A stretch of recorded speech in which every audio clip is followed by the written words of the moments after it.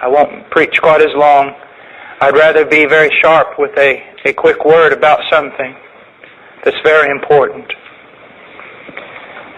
It is so easy to grasp and can even feed the flesh to grasp the theology of the Puritans, to grasp the theology of Charles Spurgeon, of Edwards, of Whitefield, of David Brainerd.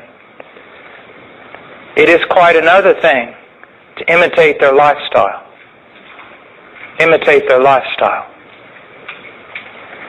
If I could look back and point out one thing that I see in common with men and women of God, it is their willingness to be shut up to God.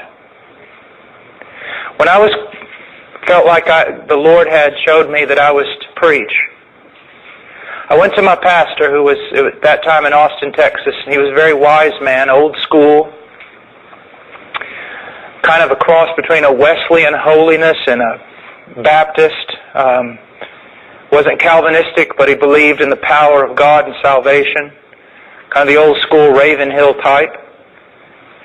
And he looked at me in his office, and this is what he said. He said, "Boy, can you be alone?"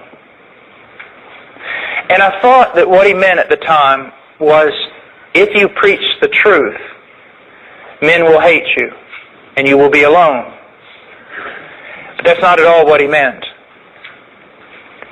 He went on to explain, there's every sort of minister out there, and every sort of little boy wanting to be a minister.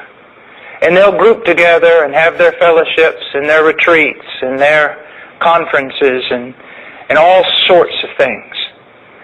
But he says, very rarely will you find a young man or even a man of God who will separate himself from all his playmates and just be alone with God.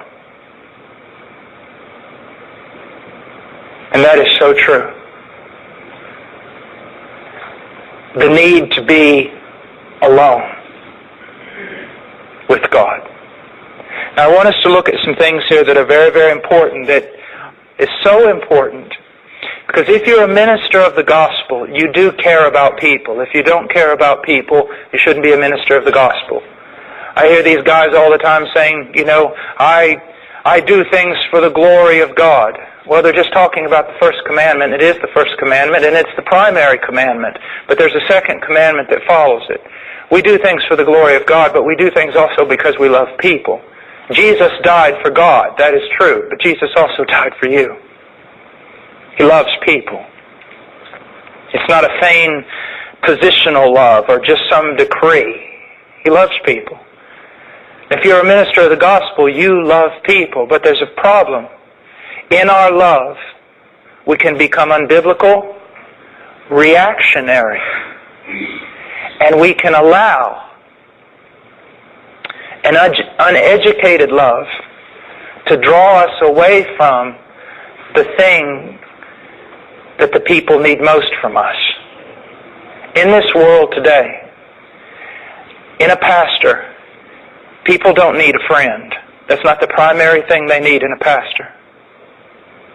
And they don't primarily need an educator or even an expositor. Now, I know that many would disagree with me on this.